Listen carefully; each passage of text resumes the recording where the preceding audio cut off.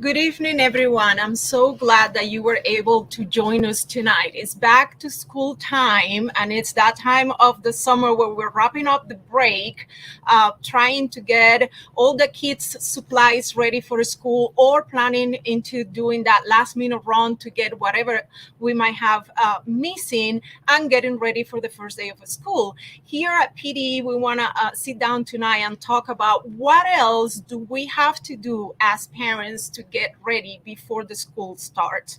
Here in PD, one of the most important things in our to-do list before kids go back to school is to identify the surveys that our children are going to be given in school and find out what choices of forms to opt out we as parents can sign if we believe that that is not a good idea for our kids. Here to talk about all this with us tonight about surveys, opt-out forms, we have Ian Pryor, who is a senior advisor at American First Legal. Hi, Ian. Thank you for joining us tonight. Marissa Fallon, she is the director of advocacy at Parents Defending Education. Hi, Marissa. Hi. And also joining us today is Mary Miller. She is the private school advocacy associate also at Parents Defending Education. Hi, Mary. Hello. So first, let's go ahead and get started by setting the stage. Marissa, I would like you to get started into talking to us a little bit about what are some of the things that our parents might not be aware of that is happening with the school surveys, with the kids when they are in the classroom. Which do you think are the things that parents need to know about this and kind of like keep an eye on those details? Okay, great. Thank you so much. I'm so excited to talk about this because all summer long, we've been getting questions from parents who are thinking about their kids going back to school and some of the most important things that they need to be aware of. We've seen an increasing amount of surveys given to students at school, and that's causing alarm for a lot of parents. They're not sure what's going on. They're not sure the types of questions that are being asked. Many of us, when we think about surveys that are given at school, I think about back when I used to take surveys at school, and they were about things like, evaluating your class, talking about what was the class the right level for you? What was the most important program or project that you worked on that you got the most out of? Rating your teacher, rating the peer interaction. Were there enough group projects? Were there enough independent projects? So many parents, when they think about surveys, that's kind of what they have in their mind of the types of questions that are being asked. But what we're starting to see now, there's been an increase in the number of more generic types of surveys. We all see, tobacco, alcohol use surveys. These are kind of under the guise of climate surveys. So we see a lot of those types of surveys. We see healthy kids surveys, which are really asking about habits of children. We're starting to see an increase in the amount of social and emotional surveys that are given to students that are really getting into their personal opinions about gender orientation, about sex, about equity, about racism in the classroom, anti-racism, things like that are really more geared toward creating psychological, social emotional profiles of students. These types of surveys are really rolled out under the guise of developing self-awareness, self-control, and interpersonal skills. So that's what the information that they're trying to garner from asking these types of questions on these surveys. The thing about the social emotional learning surveys that are given to students is, for the most part, everyone is kind of starting out at a level 1 in terms of behavior intervention. So the point of these types of surveys are to categorize students where they fall along that spectrum, if they're at a higher level of needing intervention or not. So it's kind of like interesting. Is there anything particular that you would call a red flag that our average parent that is joining us tonight in this conversation should keep an eye on, that might be something that they need to follow up, whether directly with the classroom teacher or the school administration or even the district? Yep, absolutely. So related to that question, these surveys are given multiple times a year. The parents should be notified. So you should be getting through your school communication, your newsletter, a letter from your principal. You should be getting an alert as to when surveys are going to be given, what types of topics are going to be covered under those surveys. And as Ian will speak about, under the PPRA, the Protection of Pupil Rights Amendment, you are allowed to opt out of some surveys. So you should be getting an opt-out form. So one thing to really keep in mind while you're filling out a million of back-to-school papers about everything is keep an eye out for an opt-out form for the surveys, because this is a big data collection, data mining program that also is going on in the schools. So if you don't want your students' data collected, in many instances, you as a parent can opt your child out of participating in that survey. But the schools don't always want you to opt out, right? Because if everybody were to opt out, then they're not going to have a good data set. So the schools are not always as open in pushing the opt out to parents. So it's good to be aware. And if you don't see that come through your inbox, to ask your school about it. Ask them when they're going to be giving surveys, ask them the topics of the surveys, and ask them how you can opt out of the surveys. That's an excellent advice, because again, even though they are supposed to notify the parents, then we know that sometimes that might not be necessarily the case. So that means that we as parents, have to keep an eye on it for it too. And then along these lines, I would like to bring in Mary and see, Mary, if you can explain us a little bit how would you recommend that we play out this same advice that Marissa just shared? But when we're talking about private schools, we know the private school setting is a little bit different. But what tips or recommendations would you give parents when we are talking about private schools? Well, in private schools, what our parents are seeing are surveys that are administered or provided by the National Association of Independent Schools. One of their surveys is called the AIM survey. That's the assessment of inclusivity and multiculturalism. It's pretty much a diversity, equity, and inclusion word salad. This is supposed to assess what Marissa was talking about, the climate of the school, how inclusive the school is. These questions are honestly, they're deeply personal and they're ideological. These questions center around race and gender, socioeconomic class. The NAAS says that these surveys are used to make data-driven decisions, is how they term it. They want schools to bolster their diversity, equity, and inclusion programming. So that's what the justification for these surveys is. So parents need to be very wary about these surveys.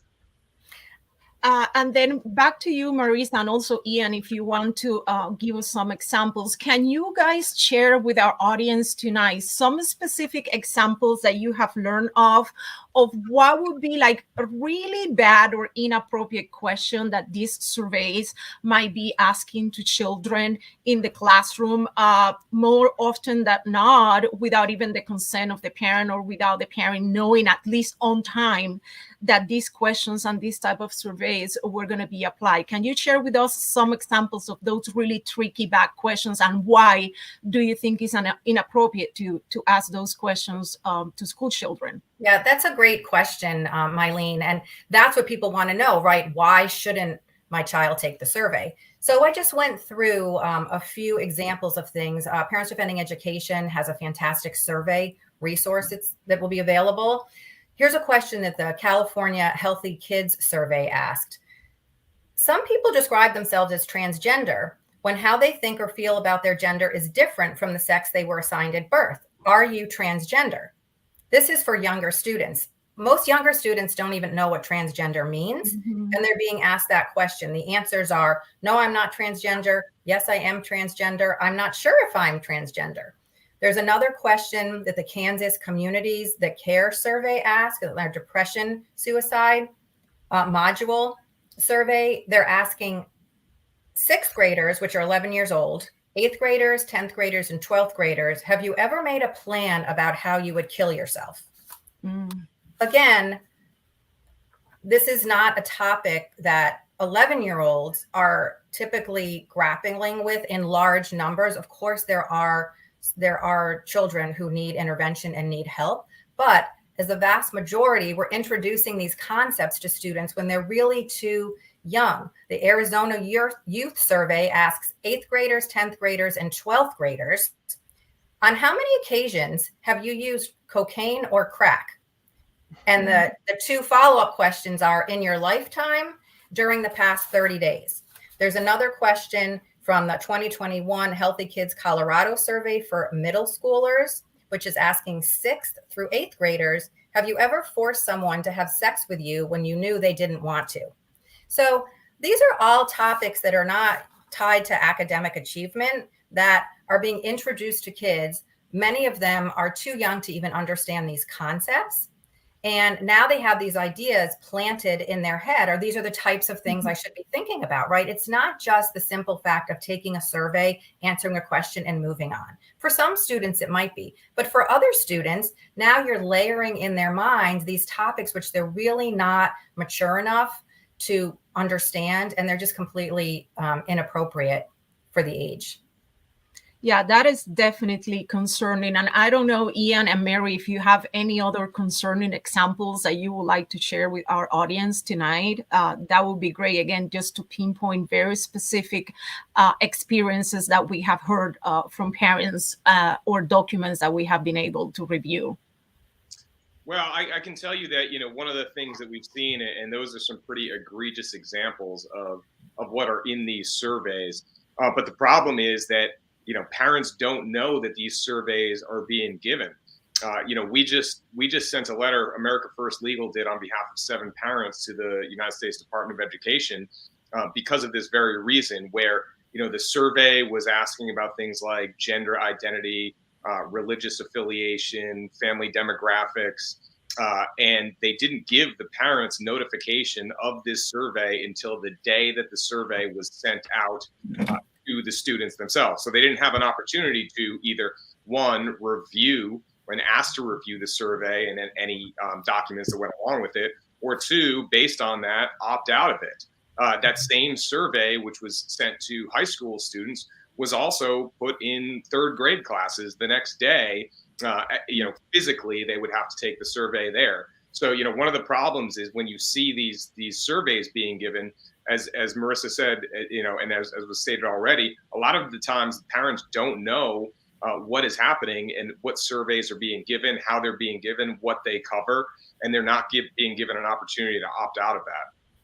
Okay, very interesting. Very, very good information for parents to keep in mind. And Ian, since we got you already on a roll, let's move a little bit into another topic that is very tied to this, which is with your organization, American First Legal, you guys has put out an incredible resource for parents regarding the Protection Pupils' Rights Act that was passed in 1974, what everybody calls a PPRA. What is it that you believe that parents need to know about this legislation, about their rights, and what this piece of legislation grants them in the sense of protections and rights when their kids are literally walking into the school building? What can you tell us a little bit, about that? Sure. Well, the PPRA, Protection of Pupil Rights Amendment, was passed in 1974. It's gone through a few different iterations, most recently in the early 2000s. But really what it provides is 2 things. 1, parents have the right, upon request, to review instructional materials that are being used at their children's school. And so instructional materials, that could include curriculum, it can include lesson plans, classroom materials, teacher trainings. And so we put on our website, aflegal.org, the PPRA toolkit, which has a sample letter that can be emailed or sent to school districts requesting those inspections. The second thing that the PPRA does is it requires schools to provide parents reasonable notice of these surveys so that they can opt out. And if the parents request, they can review the survey materials. Now, it's only certain categories that they need to provide this to parents, and I'll go through them briefly. So questions about political beliefs or affiliations, questions about mental problems or challenges. So if we think about what Marissa said earlier, how many people have come up with a plan to commit suicide? Well, certainly that would fall in the bucket of mental problems or challenges. Sexual behavior or attitudes. Again, another example from Marissa when we're talking about, are you transgender? Are you not transgender? That would fall into that category. Illegal, antisocial, self-incriminating, or demeaning behavior. Another example, have you used cocaine or crack in your lifetime or the past 30 days? If that's on a survey, that would be subject to these PPRA requirements. Critical appraisals of people with close family relationships with lawyers, physicians, ministers, religious beliefs or practices, and finally, income levels, unless it's asked regarding eligibility for certain programs. So those are the categories that if a school is going to administer a survey asking questions that fit within that broad range of categories, then the school has to provide the parents a reasonable opportunity to, ask to review the surveys themselves and or opt out of the surveys. And if they don't do that, then they're in violation of the Protection of Pupil Rights Amendment.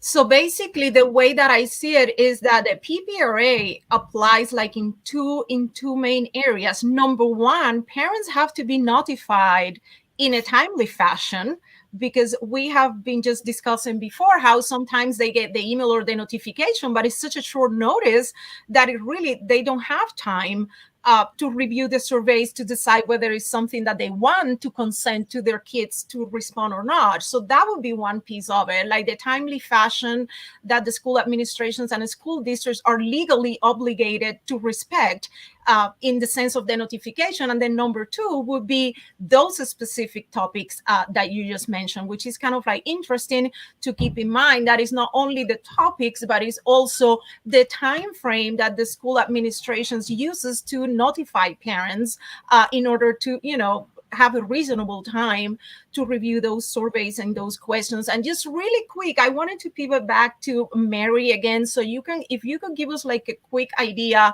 of how this applies to private school or to independent schools when it comes again to the same point of the timely fashion of the notification and the specific topics of the questions that this legislation provides protection for the parents. Can you tell us a little bit more about how something like this would apply when the child is attending to a private school? Well, the Protection of Pupil Rights Act is a federal regulation. It requires schools to get parental permission if they're going to ask these sensitive topics. What we're talking about, the political affiliation, mental health, sexual behavior, illegal activity, income. Those are the main ones, those sensitive topics. The PPRA applies to schools that take federal money. We're talking about Title I money for underprivileged. There's also money for immigrant students, for teacher training, a whole host of things. After the No Child Left Behind legislation was passed, some private schools became eligible for these funds. So really, to know if PPRA comes into play in a private school, you need to ask your school. Regardless, though, you can always let your school know whether or not you want your child exposed to these sensitive topics. That's definitely your ability as a parent. Very good. Thank you, Mary. And then next topic, Marissa, I want to get back to you again and ask, how do we apply the PPRA to these surveys that you were mentioning before that are currently being given out in schools, again, sometimes with not enough reasonable time for parents to review the questions, to make an informed decision whether they want to opt out or whether they want their child to participate. What can parents do in this sense now that they know exactly what PPRA protections they have at the federal level with this legislation? Right. So what's the next step? Once you know about this, once you know it's happening, what can you do? The other part of this is that many times these surveys are not anonymous. They'll tell you that they're anonymous, but actually the way that the data is collected and then shared, they're not anonymous. So you want to fill out your opt-out form. You want to get it in as soon as possible.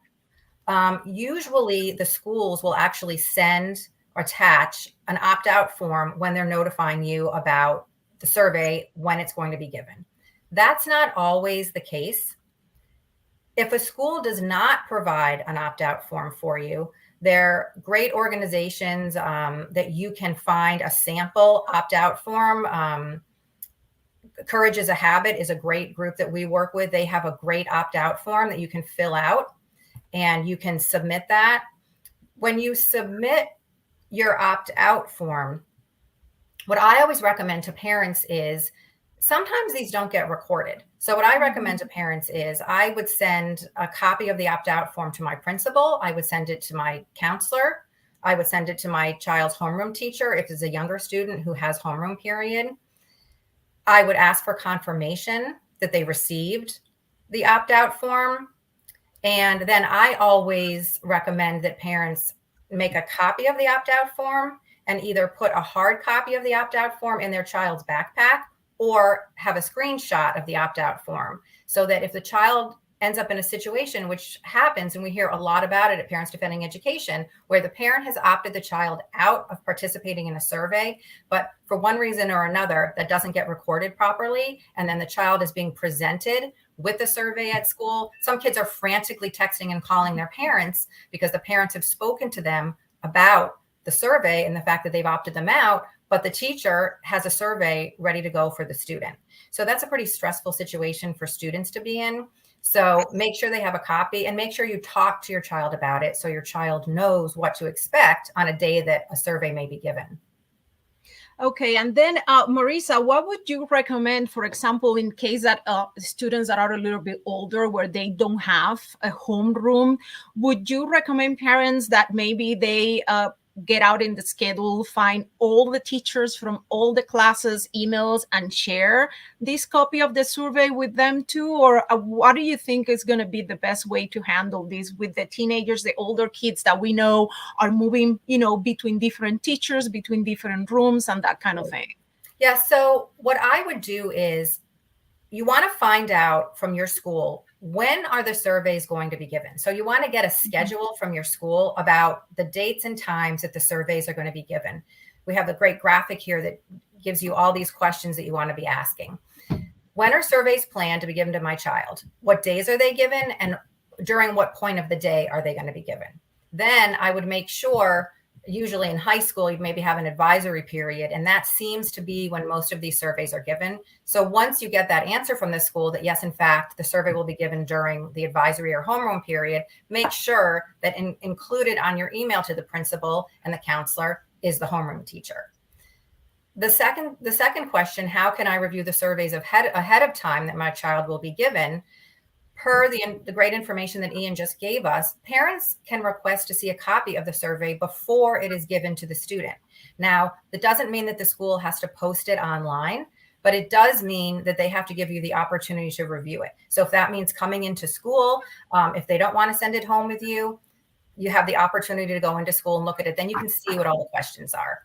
Third, where can I find the opt-out form for SEL and surveys? It should be sent to you with an email or communication from your school. If you see a notification of a survey, but you don't see an opt-out form, reach out to your school and ask them, where's the opt-out form? Hey, I know under the PPRA, I have the right to opt my child out, and see if they can provide you with something. And then again, we have some of these great resources like Courage is a Habit that has a pre-formatted opt-out form that you could submit to your school if your school doesn't provide one. But they really should. And one of the things that's so great about this, I know it's scary for parents and no child wants to be singled out, but what we've seen, we have a great story that I heard from a parent not too long ago here in Virginia, is that when she first opted her child out of participating in surveys, her daughter was one of maybe 3 students, because the other parents, quite honestly, just didn't know about it. So her child would go to the library with the 3 other students. There'd be 4 of them in the library.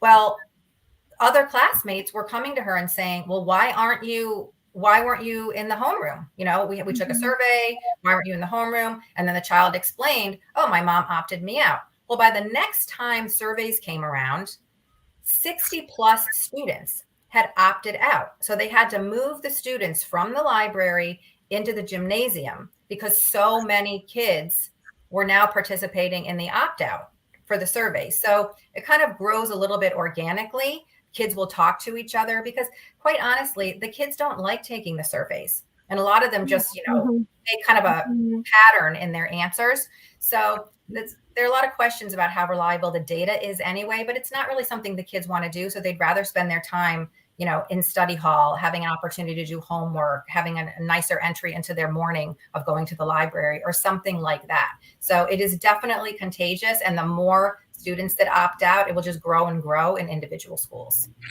That's very interesting. And again, we know that when we try to flip into the private school environment, things are a little bit different. Mary, can you talk a little bit about what do you think or what have you seen is effective in the non-public education or the private school, independent school settings when it comes out to this opting out choice for this type of surveys?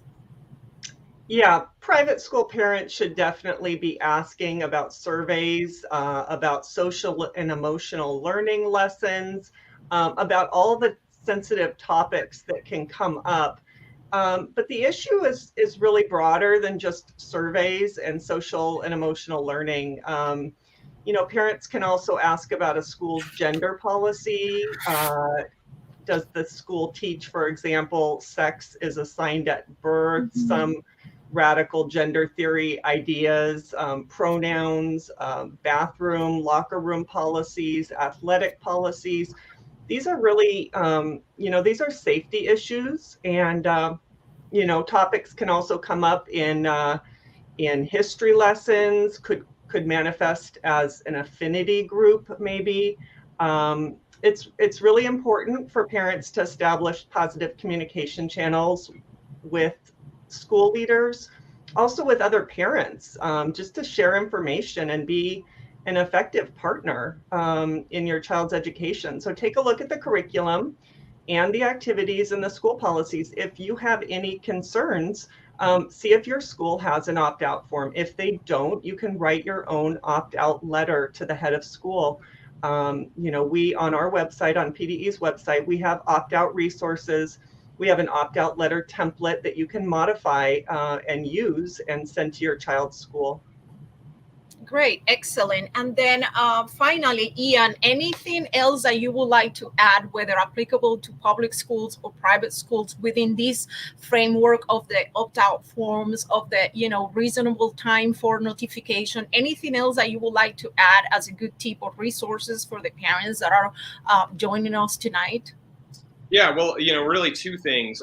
First of all, you have the PPRA at the federal level, but you're also going to have different state laws that in large part mirror the Protection of Pupil Rights Amendment. So, going back to the example of Cedar Grove, New Jersey, in that case, the parents filed complaints with the Department of Education based on this survey that was given without parents getting a reasonable opportunity to opt out. But they also filed complaints with the state of New Jersey, who had a very similar law. Now, what we saw in that case was New Jersey resolved this very quickly in the parents' favor. It went to administrative law judge and then ultimately to the assistant commissioner of education, who both found that the survey and the failure to notify parents in a reasonable time was a violation of New Jersey law. The problem ultimately is that the Department of Education has been sitting on these complaints for well over a year. So the question then is, well, what happens, right? What happens when you find a violation of the PPRA and then you file a complaint with the Department of Education? The Department of Education drags its feet. Well, there's several things you can do. One, you can file a suit against the Department of Education for failing to exercise their responsibilities under the Administrative Procedures Act. You can certainly write to your senators, your members of Congress, local officials. You can spotlight on the fact that the Department of Education is not taking action as they should be under the law. And so we wrote a letter to the Department of Education saying, hey, what is going on with these complaints? And broadly, we sent Freedom of Information Act requests to figure out, one, what is taking so long, and two, how many complaints have come in and how many have you processed and what the results were. So the last thing I would add too is, parents rely a lot on the Freedom of Information Act to try and get at some of the things like curriculum, instructional materials, et cetera. The problem with the Freedom of Information Act is that sometimes you're going to find yourselves with exorbitant costs that are associated with that. One parent here in Loudoun County filed a Freedom of Information Act request and was cited $37,000 to process it for mentions of the word sexual assault or rape over a 5-month period. Now, when we're talking about curriculum, they'll still try and charge you, but the PPRA, you cannot be charged for that. So you can go in, you can look at the materials. Now, the other case that I would mention from America First Legal is up in Pennsylvania in the Tredyffrin Easttown School District, where an individual named Ben Auslander filed a right to know request under Pennsylvania law, which again is very similar. He was able to go in and view the materials, but what they said was, well, you can't make copies of these materials, you can't take pictures of these materials, and they cited copyright law. He ultimately tried to start making voice notes, and they kicked him out. And so we brought a First Amendment lawsuit in federal court to exercise his constitutional rights. And quite frankly, the organization that provided the materials that he was looking at ultimately did not pursue their copyright claim in court, because the copyright claim is nonsense.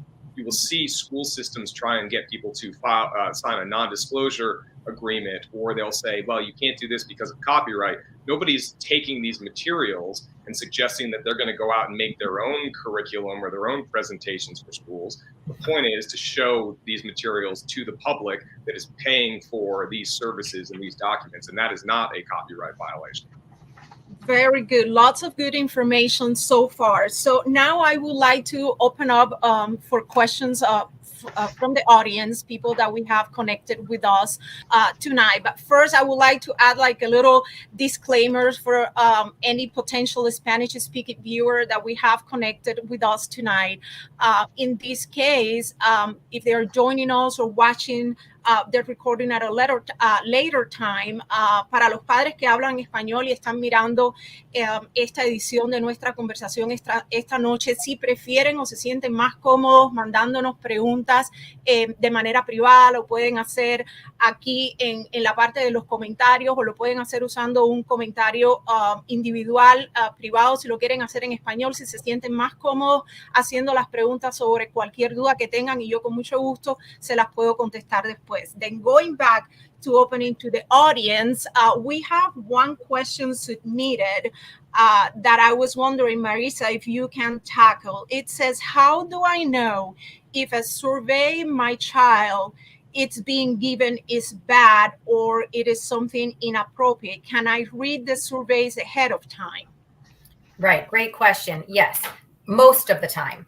So if it's under one of these categories, these topics that Ian discussed, yes, that can absolutely be requested from your school. So ask your school, ask your principal to see a copy. Ask your son or daughter's counselor if you can see a copy. And really, a lot of schools now are talking about wanting to be inclusive, wanting to make everyone feel welcome. So under that guise, they really should be forthcoming. If they're going to be giving things to students, that's a good tip off to you, right? That there might be more of a problem. If you're asking your school, and I always recommend not being confrontational, not being aggressive, just going in and just in the spirit of sharing of information for what's best for my student. I'd like to see this because I want to make sure that there aren't any inappropriate questions or anything that's not age appropriate. And I want to make sure that maybe I can talk to my child about it when they come home and ask them about it. So in the spirit of cooperation, the school should be willing to share the survey with you. And if they're not, that would set off a lot of red flags for me. Great. Excellent. We have another question here.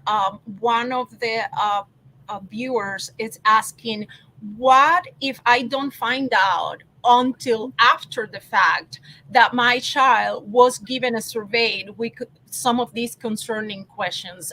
Mary, can you talk a little bit about what can be done when we as parents learn about all these, when it's kind of like too late, and maybe share some stories or testimonies that you might have related to this? Well, that's absolutely right. In some cases, parents don't become aware of these surveys until after their child comes home from school and they've already taken the survey.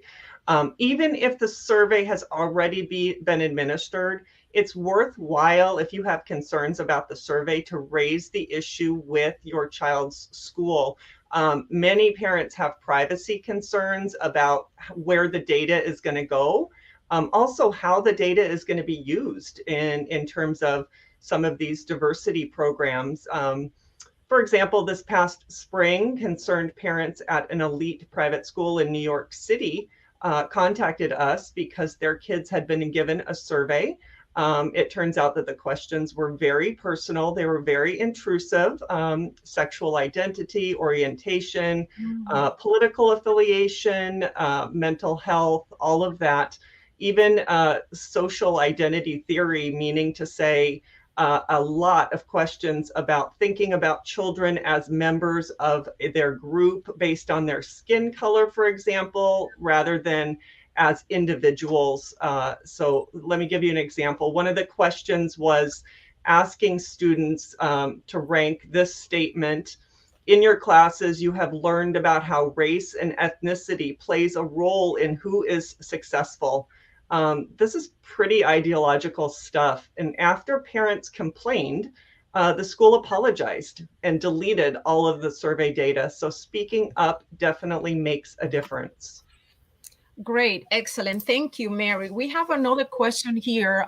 Somebody is asking, I fill out the opt-out forms for my child last year. Am I safe to assume that it will carry over to this year, or if this is something that parents have to keep an eye on or renew every school year with their school? I would say that, a large part of why we're in the situation that we're in now, where parents have, really over the past 2 years started to push back, is because, we've taken our eye off the ball for so long. So I would say it's never safe to assume that because you did something last year, that it's going to carry over to this year. Now, whether that's, intentional on the school's part or whether the systems just reset themselves, I would make sure that every year, before school starts, that you go through all the opt-out forms and you make it clear that, certain things that you can opt out of, you are absolutely going to opt out of. So it's better safe than sorry. Yeah, and I'll just add on to that, as a matter of fact, here in Fairfax County, Virginia, which is a school system of 180,000 students, they reset all of the survey opt-outs over the summer. So anyone who had opted out last year, you have been reset, defaulted to essentially opting in, right? It's not just blank. So meaning needing to be filled in or needing to determine whether or not the parent is going to send in a form. They've defaulted the students to taking the surveys.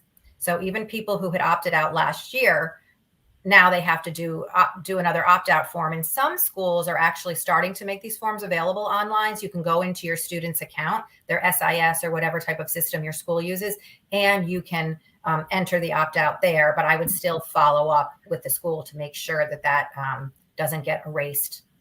So that's a really important thing for us parents to keep in mind, is just to always remember that the default in the system is that we are agreeing with those surveys being applied to our children when they are in the school. And unless we go every year and we renew the opt-out form where we are signing in writing that we do not consent for our children to be answering these questions in the school, they would assume that we are okay with it. So I think that's a really important point to keep in mind. We have another question. Someone is asking us, who comes up with these surveys? Like, who are the people or the organizations that put together these questionnaires? Is it employees or people from the schools and the school districts, or maybe the State Department of Education, or are these outside people, outside companies or organizations that are putting these together?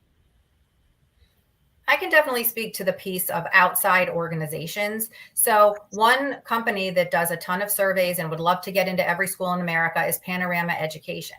So I've often asked the question, who is really writing the questions, right? If they're school-based surveys, you can go back to your school and you can have a conversation with them. What methodology was used? How do you prioritize, your algorithm? What is your algorithm for scoring the results that you're getting from students? But with outside contractors who the schools actually give them a designation of school officials, because they have to have that designation in order to get student data, because you can't just share student data with anyone. So under that guise of being a school official, they're getting all the data for your students. So there are a lot of questions that we have. I mean, who is writing the questions? Why are they asking certain types of questions? How are they interpreting those questions? Because a lot of the questions that are asked, you might have something like, in your child's classroom, do you feel that your teacher treats students of different races the same? Okay, so if you say yes, then the default is, oh, we're doing such a good job of this, we need to do more in terms of, social emotional learning. If you answer no, the response is, oh, we need to do more of this because we didn't get the answers that we like. So it's kind of, one thing we didn't talk about is this kind of like, cyclical, this relationship where the schools really want to collect a lot of this type of social emotional data because they want to do more equity. They want to do more anti-racism. They want to do more gender identity. They want to do more of this social justice stuff in schools. So they're kind of, collecting all the data to prove whatever they want to do in the schools. So I don't know if any SEL survey in particular would ever come back to a school saying, oh, you checked the boxes. Your school, your district is fantastic. You don't need our services anymore. I've never heard of that happening. If anyone knows of that, please let us know. But I've never heard of that. So it's just like feeding the beast on every angle. Well, it really, I mean, it's like when you take your car into the shop. They never say, your car's looking great. We don't need to do anything for it. You're good, right? No, of course, they're going to we could rotate your tires. We could do this. Do that, and you see it all across the spectrum with with SEL, with these equity consultants. They come in, they find the problem, and then they stick around to solve the problem that they found. They're never going to come in and say, you guys are doing a very good job. I don't think you need to spend any more money and give the taxpayer money to us to come in and help you solve that problem. Yeah, and it definitely ties up to the revenue portion of it. I know in our portal of defendinged.org, we have the consultants report cards where parents can go in and they can read the research with specific amount of money of what all these consulting companies are making out of these contracts with the schools. And going back to you a little bit, Marissa, I know that recently in the news we have heard a lot about Panorama Education. Are there any specific examples or recent incidents that you would like to share with the parents that are connected with us tonight? Well, one thing that recently came out within the past week that was really exciting was the state of Wyoming actually canceled their statewide contract with Panorama. They got a lot of feedback from parents, not good, that they didn't want their students subjected to these types of surveys. So the state attorney general reviewed everything, and they decided that they were no longer going to continue their relationship. We've had a parent group in North Carolina who presented to their board of education their school board, that they didn't want to continue their contract with Panorama. And as this was the Catawba in North Carolina. And at the meeting, the superintendent said, he really, in digging into it and listening to people's complaints and concerns, he didn't really see a beneficial reason for continuing the relationship. So parents who speak up and ask questions, whether it's a local parent group or whether it's on a statewide level, you really can have an impact about whether or not your district is going to continue the relationship with a company like that. And part of the issue, right, is this is an ongoing issue. We always come back to, and what is the goal? Why are they giving these types of surveys in the first place? And one thing that they're doing with Panorama is they're basically creating a social emotional wellness, if you will, profile for every student who takes the survey.